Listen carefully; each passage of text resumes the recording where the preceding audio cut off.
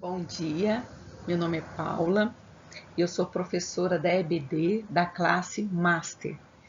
E hoje, a nossa lição, nós vamos falar da Carta aos Coríntios.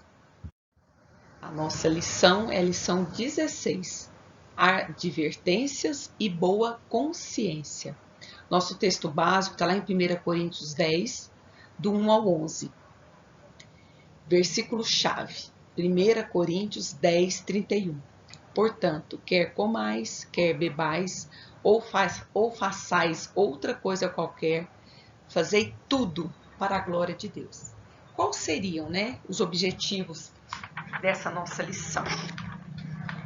Conscientizar a respeito da liberdade cristã, desejar ser liberto por Cristo e viver a liberdade cristã sem ferir os princípios cristãos. Com isso, nessa lição a gente vai falar sobre alguns cuidados, que é o cuidado com a presunção, o cuidado com a transigência e o cuidado com o legalismo. O que seria essa presunção? O significado da presunção é vaidade, arrogância. E o que seria a transigência? Um ato ou efeito de transigir. E o legalismo, amor e fidelidade à legalidade. As vantagens de ser liberto. Lá em 1 Coríntios 10, do 1 ao 4. Paulo fala do perigo de o crente ser desqualificado para o serviço cristão. 1 Coríntios 9, 27. Alguns da nação de Israel foram reprovados, apesar de terem recebido o cuidado especial de Deus. Aqui nessa figura mostra, um dos cuidados, que foi quando o Senhor ele abre o Mar Vermelho para eles passarem. E foram muitos outros cuidados e bênçãos de Deus na vida do povo de Israel. Olha, os abusos da liberdade, lá em 1 Coríntios 10, do 5 ao 10. A maioria dos israelitas que desfrutou dos privilégios da liberdade não foi do agrado do Senhor. Da geração que partiu do Egito com Moisés, apenas Josué e Caleb chegaram em Canaã. Os demais ficaram prostrados no deserto. Eles não chegaram em Canaã, somente Josué e Caleb chegaram. Olha, foram inúmeras as bênçãos dadas a todos os israelitas após a liberdade, após essa libertação do Egito. Eles passaram pelo mar, um obstáculo aparentemente intransponível. Eles comeram um só manjar espiritual, o alimento provido de forma sobrenatural enquanto eles estavam no deserto. Beberam da mesma fonte espiritual, a água não lhes faltou, também como resultado de uma provisão sobrenatural. Olha só as inúmeras bênçãos que Deus fez, não foi mesmo? Com todo o pessoal de Israel. E o que eles fizeram? Não, só sabiam murmurar, só sabiam reclamar. E Deus ali mostrando, Deus ali presente, operando maravilhas e maravilhas. E com isso, com essa presunção, olha só o que levou eles. Os pecados cometidos pelos israelitas sob a liderança de Moisés tinham paralelo com os que eram cometidos na comunidade cristã de Corinto. Com isso, eles cometeram a cobiça. Lá em 1 Coríntios 10, 6 e Números 11, 4 vai falar. Olha a cobiça. Quando preferiram a comida do Egito ao maná oferecido por Deus, a idolatria, lá em 1 Coríntios 10, 7, Êxodo 32, 1, 6, vai falar também. Idolatria, construíram um bezerro de ouro, a imoralidade, 1 Coríntios 10, 8, prostituíram-se com as filhas dos moabitas, abuso da paciência de Deus, lá em 1 Coríntios 10, 9, reclamaram da comida e colocaram em dúvida a bondade do Senhor. e murmuração. Reclamavam de tudo. Reclamaram acerca da comida. Eles só sabiam reclamar, reclamar. Por isso que não chegaram na terra prometida, em Canaã. E precisamos, ter cuidado com a transigência, irmãos. Essa transigência vai falar, a idolatria ela é inconsistente.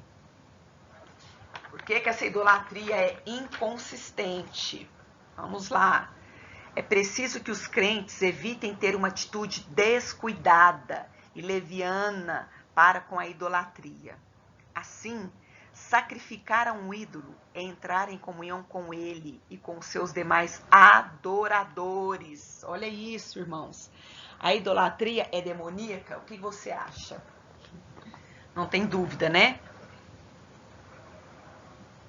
O sacrifício aos ídolos oferecidos, são, na realidade, uma oferta aos demônios. Se um cristão se envolve com festas idólatras, está expondo a si mesmo e a igreja ao culto aos deuses. E a idolatria ofende a Deus. E como ofende? O apóstolo Paulo ensina que a idolatria não é uma prática sem significado, mas algo totalmente maligno. É maligna porque rouba a glória devido ao verdadeiro Deus. Cuidado com o legalismo. Os princípios para o uso da liberdade cristã. Em 1 Coríntios 6,12, o apóstolo apresentou o mesmo princípio, ressaltando a conveniência das nossas ações diante do que é lícito. Nesse texto, o princípio é relembrado com um acréscimo, e logo a seguir estão outros princípios. Olha o outro princípio. A edificação acima do que é lícito. 1 Coríntios 10, 23. Algumas coisas que o cristão não deve praticar, porque não são sensatas e não edificam os irmãos, ou não os fazem crescer. Colaborar com a edificação do irmão implica, portanto, evitar certas atitudes, mesmo que tenham apoio da lei ou não representem erro. Vamos ter todo esse cuidado, meus irmãos. Isso é muito sério. O outro acima de si mesmo. Lá em 1 Coríntios 10, 24. Esse é um princípio contrário à natureza humana. Não é fácil orientar a vida por ele. Como cristãos, nós devemos empenhar-nos em promover os interesses dos outros e não buscar egoisticamente os nossos próprios interesses, que acaba sendo revertido nessa situação. Nós olhamos para os nossos interesses, nós nos preocupamos com nós, com as nossas coisas, com os nossos ministérios, e depois nós olhamos para o próximo. E isso está errado. O outro tem que ser acima de nós mesmos. E essa liberdade acima do legalismo, 1 Coríntios 10, do 25 ao 27. Paulo já deu orientação sobre a questão da presença do cristão em festas idólatras. O conselho do apóstolo aqui é para o cristão deixar de lado os escrúpulos quando tiver de comprar carne ou qualquer comida no mercado, ou quando estiver à mesa com incrédulos. Não vale a pena, em tais situações, fazer perguntas a respeito da origem do alimento. É melhor nada perguntar, a fim de não ter problemas com a própria consciência, e comer do que é comprado no mercado ou oferecido pelo incrédulo, com a lembrança de que tudo vem do Senhor, porque tudo lhe pertence. E a consideração acima da condenação. 1 Coríntios 10, do 28 a 30. Se entretanto, antecipadamente, alguém avisasse que o alimento desejado é coisa sacrificada a ídolo, seria melhor evitar comê-lo, por causa da consciência daquele que fez a advertência. Tá vendo tanto que esses estudos, eles abrem a nossa mente? Então nós temos o quê? Que ter a nossa consciência do que nós estamos fazendo. Então, será? Eu devo comer, não devo comer? A sua consciência vai te dizer. Isso é muito sério, viu, irmãos? Por isso que se a gente pegar e a gente começar a estudar e ler a Bíblia, ela vai nos dar toda a orientação, toda a direção. Dúvida nós teremos? Então, por isso que tem as passagens bíblicas aqui, para a gente poder estar entrando, lendo e conseguindo entender. Eu tenho certeza que vai ser muito bem explicado. E nós somos livres, irmãos. Nós não precisamos ter essa dúvida no nosso coração. O propósito da liberdade cristã. Somos libertos, né? Em Cristo, aleluia. Fazer tudo para a glória de Deus. 1 Coríntios 10, 31. Esse fazer tudo para a glória de Deus deve ser a motivação por excelência de todas as nossas ações, deixando de lado a afirmação da nossa liberdade. Procurar ser agradável a todos. 1 Coríntios 10, 32 e 33. Não sendo causa de tropeço a ninguém e não procurando defender os nossos próprios direitos. Buscar o interesse de muitos, lá em 1 Coríntios 10, 33. Sacrificando o bem-estar ou a satisfação pessoal. E ser um exemplo. 1 Coríntios 10, 33 também fala. Tornando-se naturalmente modelo de comportamento para os outros, mediante uma vida dedicada a Cristo.